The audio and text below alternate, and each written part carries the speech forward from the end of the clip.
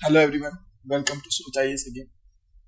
एक और case study के साथ हम आज शुरू करेंगे और किस तरीके से केस स्टडी को हमें पढ़ना है, किस तरीके से केस स्टडी को समझना है और किस तरीके से इसके पैटर्न को समझते हुए जो क्वेश्चन हमें पूछे गए उसका आंसर किस तरीके से देना है उसे आज हम डिस्कस करने की कोशिश करेंगे। राइट, ये जो है हमारा पेपर 2018 के क्वेश्चन 2018 के पेपर में से उठाया गया है क्वेश्चन नंबर 10। राइट, किस तरीके से उसी में से पिक करते हुए हम हमेशा सीरीज वाइज चल रहे हैं कि कैसे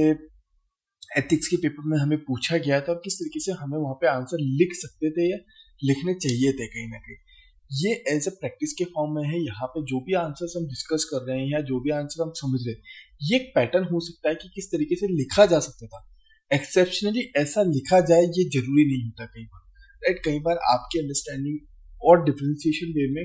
बहुत ज्यादा ही वाइडर डाइवर्सिफाइड भी हो सकती है, बहुत ज्यादा कॉन्ट्रोडिक्टिव मतलब कि यहाँ पे नैरो डाउन भी हो सकती है। ये आपकी अप्रोच के ऊपर डिपेंड करता है। बट हम प्रैक्टिस करते हैं कि किस तरीके से जब हम इनको केस स्टडीज को पढ़ रहे हैं तो इन केस स्टडीज के आंसर्स जो लिखे गए हैं इनमें किस तरीके पैटर्न्स डेवलप हो रहे हैं, किस तरीके के क्राइटेरियाज डेवलप हो रहे हैं जो आंसर्स को ओवरऑल क्वेश्चंस की अंडरस्टैंडिंग को केस स्टडी की अप्रोच को समझते हुए ओवरऑल लिखे जा सकते हैं कहीं ना कहीं। यहाँ पे अगर आपको स्पीड स्लो लग रही हो तो आप इसको 1.5 और 2x पे भी सुन सकते हैं कहीं ना कहीं। राइट, एज यूजुअल हम एक केस स्टडी करने से पहले एक कोट को समझते हैं कि कोट हमें कहना क्या चाहता है। Maturing is realising how many things you don't require a commit. किस तरीके से कोई भी पर्सन जब आज के समय में मैच्योर की बात करता है, जैसे हम कई बार बात करते हैं कि मैच्योरिटी रिस्पॉन्सिबिलिटी इन टर्म्स की, ये कब रियलाइज होता है कि आप मैच्योर हो गए या आप एक अंडरस्टैंडेबल पर्सन हो गए कहीं ना कहीं। How many things you don't require a comment, कि किस तरीके से जब आप कोई कंडीशन या किसी सिचुएशन में किसी तरीके से रिएक्ट करें, कोई डिसीजन ले रहे हैं, कोई वर्क कर रहे हैं कहीं ना कहीं किसी न किसी तरीके से, जब वहां पे आपके ऊपर कोई कमेंट कर रहा है किसी आपकी वर्किंग को लेके, आपके प्रोग्रेस को लेके, एक्सवाइजेड किसी भी तरीके से, जब आप उस कमेंट को इग्नोर कर रहे हैं या फिर आप समझते हैं कि वो कमेंट आपके लिए मायने नहीं रखता, आपके लिए मायने रख रहा है आपकी वर्किंग या आपके डिसीजंस कहीं ना कहीं, तो उस स्टेट ऑफ लेवल या उस जो फिनोमेना बन रहा है उसे हम यहाँ पे मैच्योरिटी लेवल कह सकते हैं। ये राइकल वॉल्किन जो थे पर्सन, ये बहुत ग्रेट फिलोसोफर हैं जिन्होंने ये कोट देने की कोशिश की थी और ये बहुत ज्यादा इन्होंने बुक्स राइटिंग भी की अलग अलग फील्ड को लेते हुए एवरीथिंग। राइट, तो ये होपफुली आपको कोट काफी हद तक क्लियर हुआ होगा किस तरीके से हमारी अंडरस्टैंडिंग को बढ़ाता है कोट।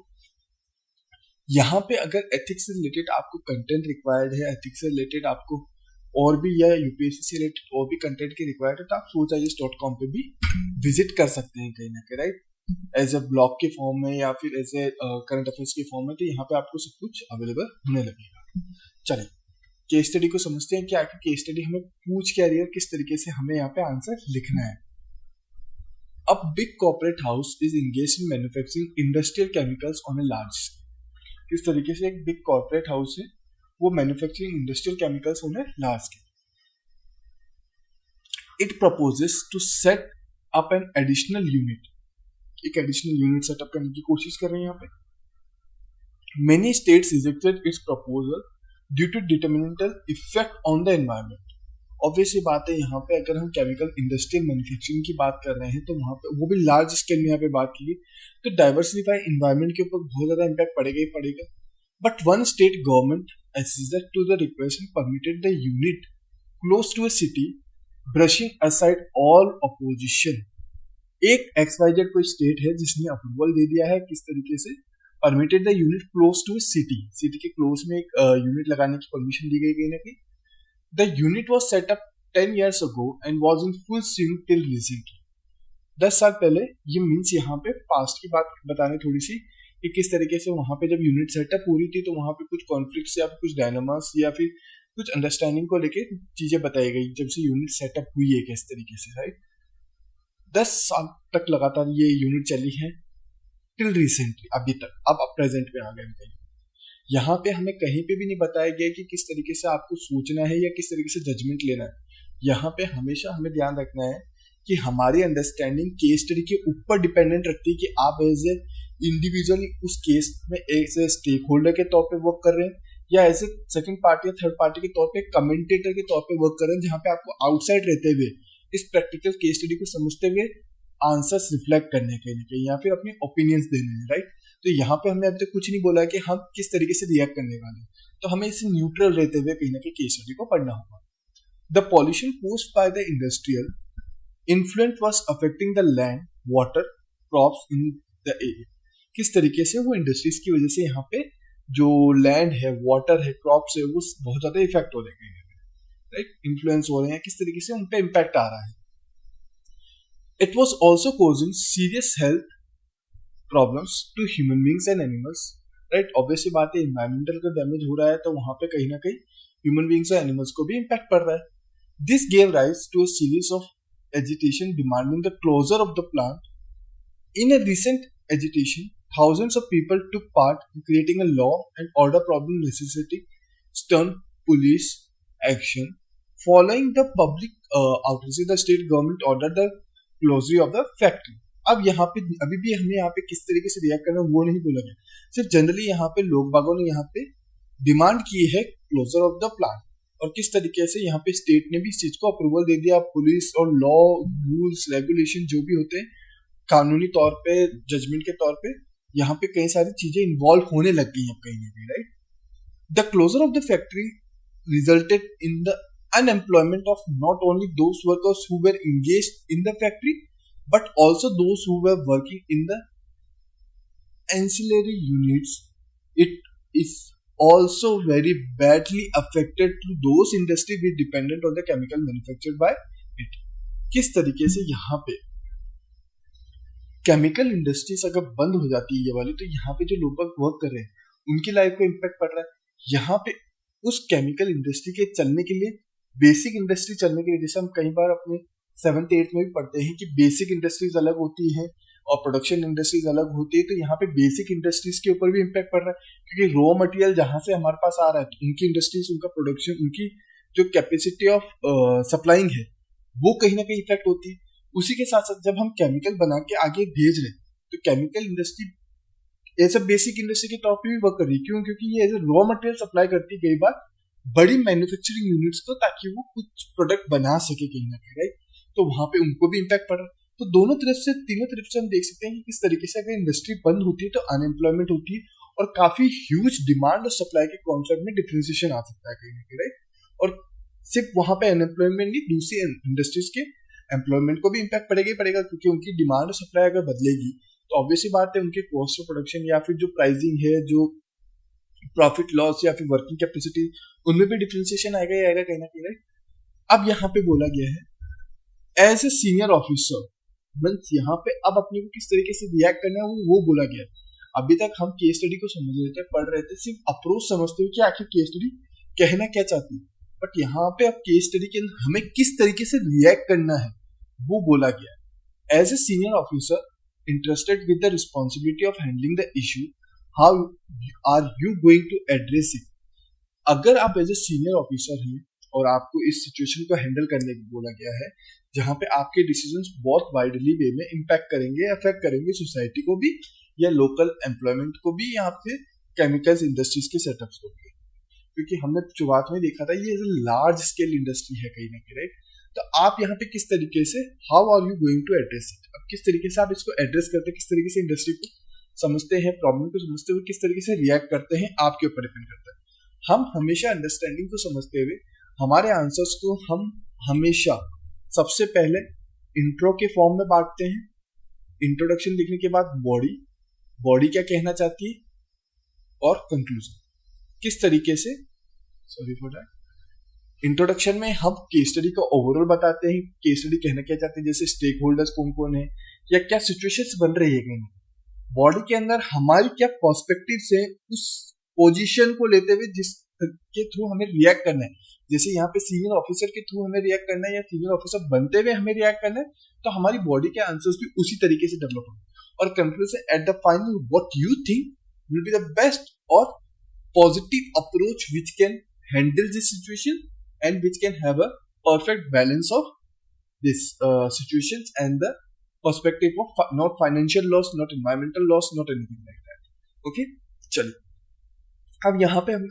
आंसर लिखते समय शुरुआत में हम कई बार देखते हैं कि इसको फैक्ट्स के फॉर्म में, डायग्राम्स के फॉर्म में, स्टेक होल्डर एक्सप्लेनेशन के फॉर्म में,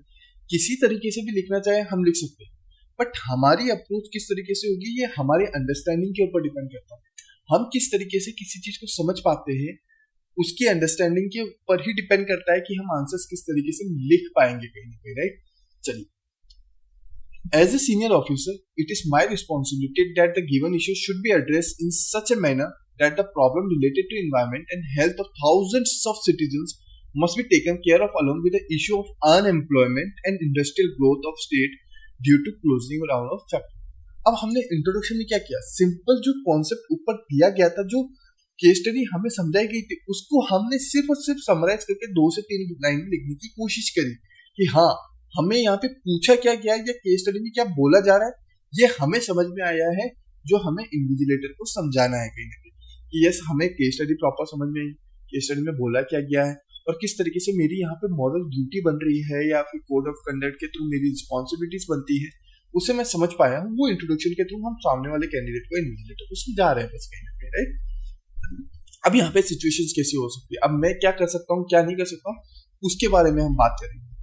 Since the situation in the state is volatile due to series of agitation,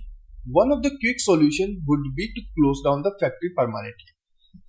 एक हम इसको प्रॉब्लम्स को कई बार या फिर सॉल्यूशंस को कई बार पैराग्राफ वाइज या डिफरेंट पॉइंट वाइज भी एक्सप्लेन कर सकते हैं। ये हमारे ऊपर डिपेंड कर सकता है हम किस तरीके से अप्रोच ले रहे हैं आंसर्स की।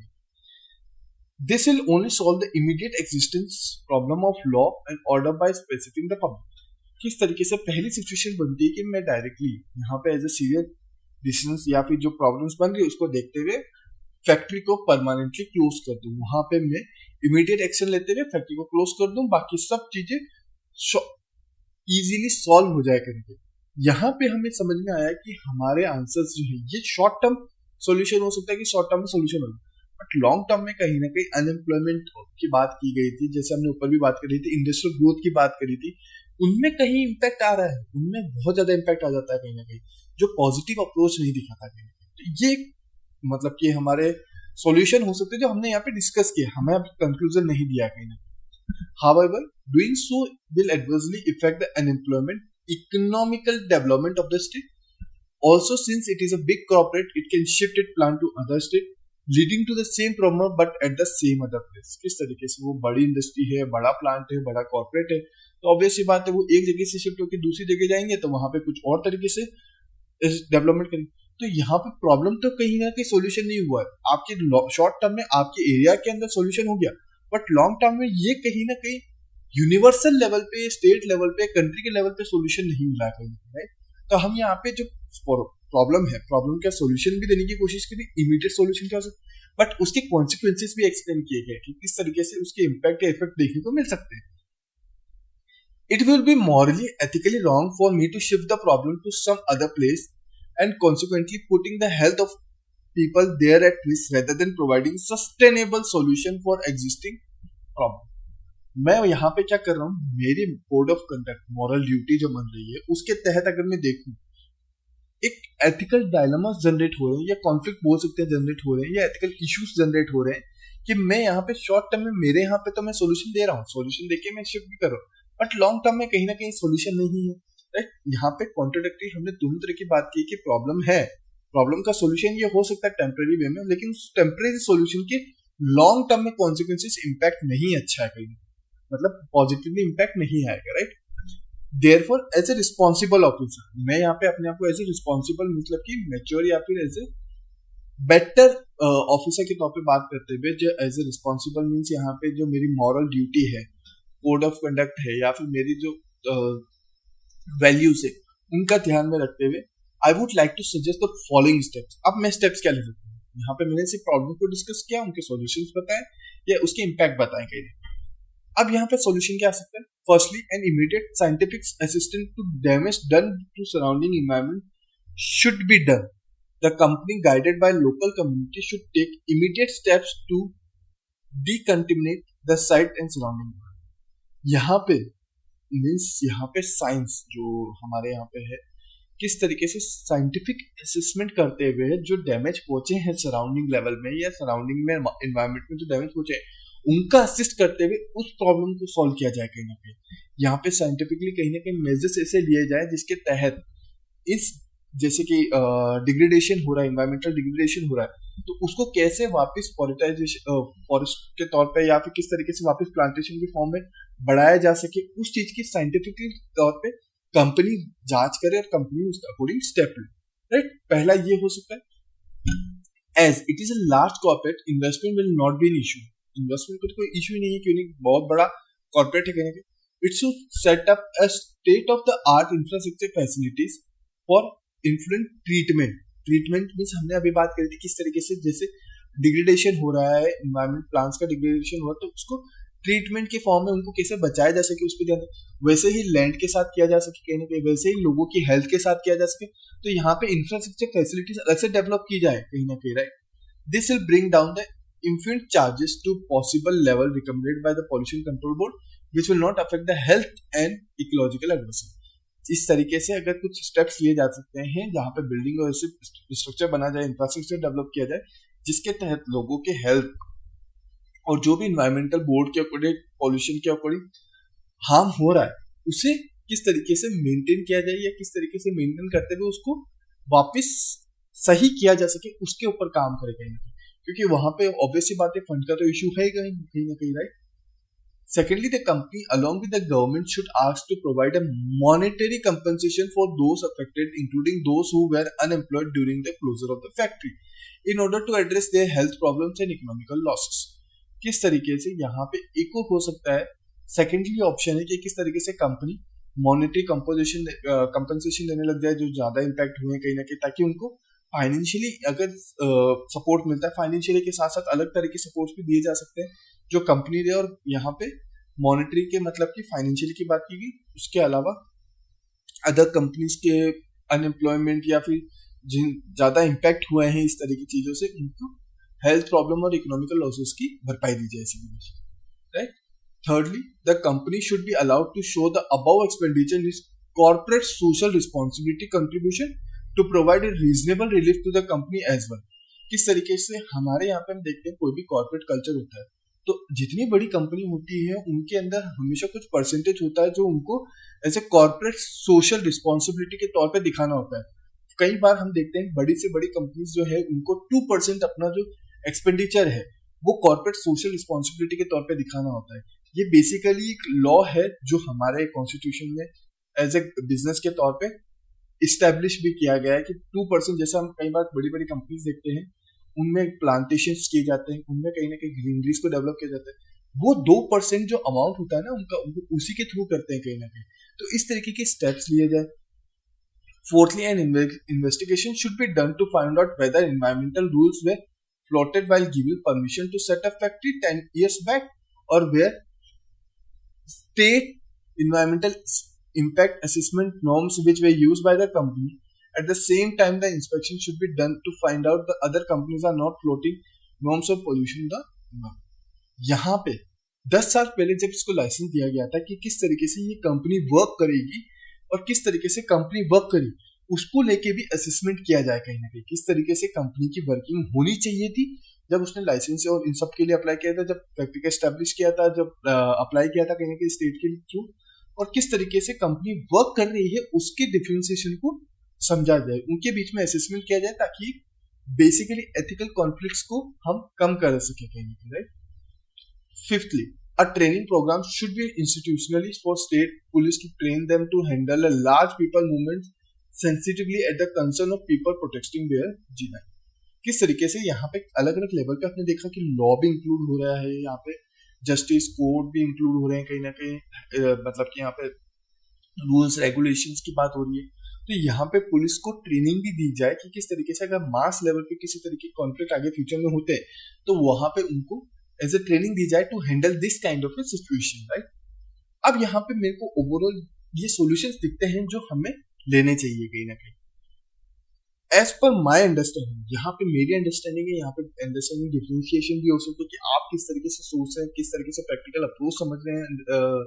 इस केस स्टडी को और आंसर लिखने की कोशिश कर रहे हैं। As per my understanding, this would be best approach to deal with the issue as it creates a win-win situation for all the stakeholders.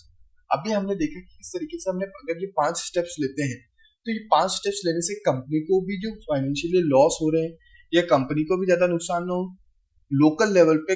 मतलब कि जो इम्पैक्ट हुए हैं उनका भी सोल्यूशन निकल पाए, और लॉन्ग टर्म में पॉजिटिवली अप्रोच देखते हुए कि लॉन्ग टर्म में वहां पे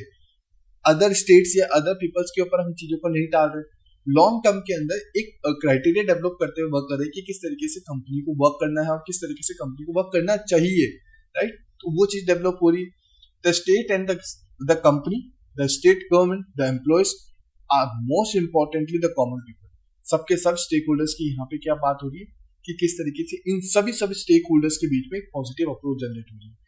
एक विन विन सिचुएशन होती है सबके लिए, ताकि यहाँ पे किसी को भी हार्म ना हो और एक सोसाइटी के अंदर पॉजिटिवली ग्रोथ के साथ, सस्टेनेबल डेवलपमेंट के साथ चीजों को बढ़ाया जा सके कहीं ना कहीं। तो ये ओवरऑल केस स्टडी है जो हमें समझाती है कि किस तरीके से हमें यहाँ पे आंसर्स लिखने हैं या किस तरीके से हम केस स्टडी को समझ के आंसर लिख सकते हैं, राइट। चलिए, तो अपन मिलते हैं नेक्स्ट लेक्चर के अंदर, जिसके नाम आगने वाली एक और केस स्टडी को पकड़ेंगे कि किस तरीके से उस पेपर में हमें पूछा गया था और किस तरीके से हमें यहाँ पे आंसर लिखने चाहिए कहीं ना कहीं, राइट। चलिए, तो मिलते हैं आपसे नेक्स्ट लेक्चर के अंदर नेक्स्ट केस स्टडी के साथ। Till that time, thank you everyone, take care, bye bye.